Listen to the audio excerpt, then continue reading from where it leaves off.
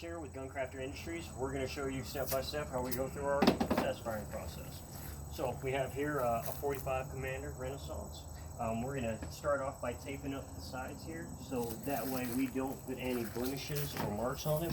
We like to keep our finishes very clean and protect all our polished surfaces. This will make everything very nice when it gets to the customer. Alright, so nice layer of protection over our high polish. Now, when we test fire, we do it with a assorted set of ammo. We use jacketed ball nose to make sure that it's going to feed with regular factory ammo. We also test with hollow points. That is quite often something that fails to feed, and a lot of pistols have a hard time shooting it. And then we have reloads. Now, we try to use the worst of the worst ammo, so that way, if it's going to fail here in-house, and we can do all our troubleshooting. Each one of these pistols, we shoot somewhere between 50 and 150 rounds on them. Just make sure that they are reliable and are going to go and work every time you shoot these. This here is an old magazine. We've had it in the shop for probably 15 years, so it has a weak spring, and this is going to make sure that everything locks back. We start with just the 3 rounds, just in case it goes full auto, so that way we're prepared for it in case anything happens. Alright, and we're going to test with various magazines. The first one's always 3 rounds, then we're going to switch up to a full magazine with 1 in the chamber. What this does is it makes sure that it's going to feed from lockback and that we have the most spring pressure on the pistol itself, which is the most likely time it's going to fail. And we want to make sure, again, that this thing is 100% reliable and that it's going to last and work every time. So let's start with eye pro and ear pro. And we always use the old magazines to take and check and make sure that it's going to lock back, because quite often people have older magazines and we want to make sure that it's going to work with everything again. So we're going to do this from lockback. Alright, went into battery, no feeding issues, fed just fine. So next we're going to check and make sure for function. We're going to check the ejection pattern, and we'll do any troubleshooting if we have any issues. So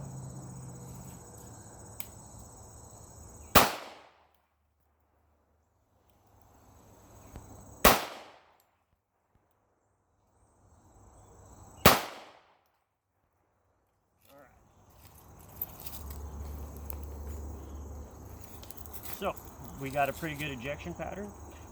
Everything went fine, and of course no full auto, so we know that that's safe. So now we can switch up to the full magazine with the +1 in the chamber. We always save spent brass, so that way we can check where the impact mark is on the firing pin and make sure it's nice and centered. We also check for brass bulging and any other issues that may occur. You can tell a lot just by a little bit of spent brass. And Alex looks these over. I usually collect somewhere between 5 and 10 of them just so he can inspect it. And most of the time you can tell if there's any feeding issues.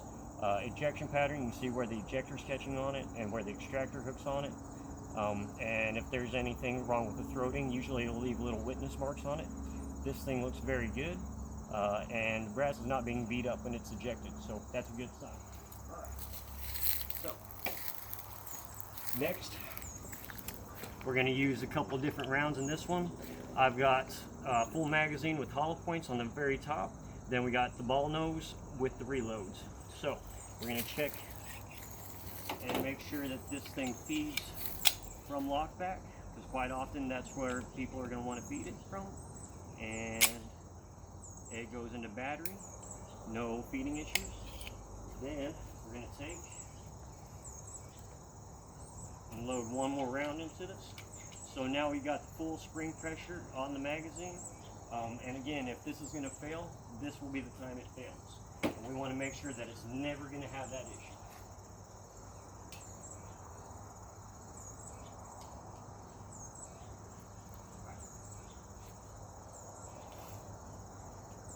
Eyes and ears.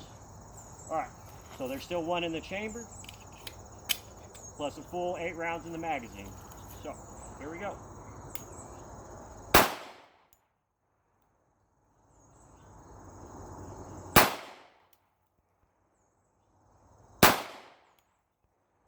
course, we will try to shoot this with a limp wrist to make sure that if it does fail to feed, again, most people want a good firm grasp on this, but we want to make sure it's going to feed through everything.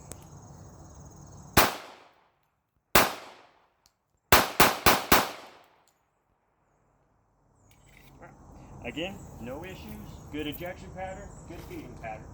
All right, now let's just do a couple of mag dumps.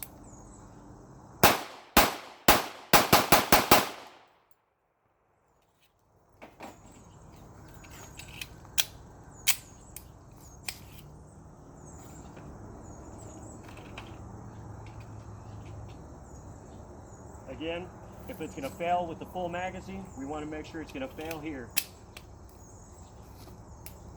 And of course,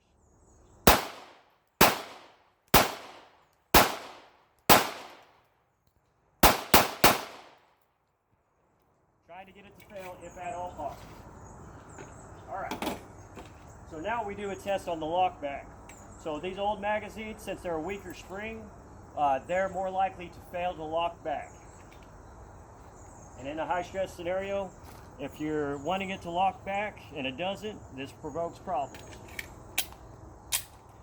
So I'm going to do this with as loose of a grasp as I can on it, because most of the time that's going to rob the energy, and it's going to fail if it's not set up correctly. Works just fine. All right. So for the last test is of course our point of aim, point of impact. So we want to make a nice one-hole group. If the rounds aren't stacked on top of each other, we'll try this again until I get a good acquisition on what the sight is. We always use a test sight that's right in the middle, so that way we can adjust according to the point of aim and point of impact.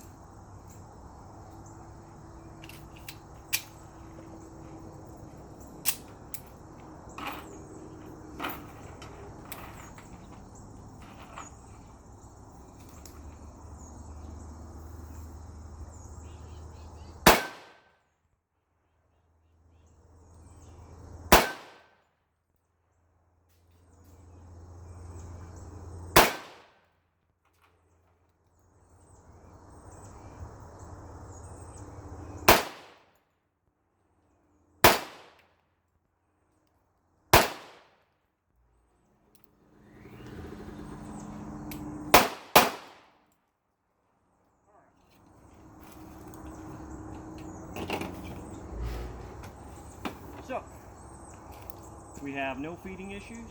Our point of aim, point of impact is on target. Our ejection pattern is good.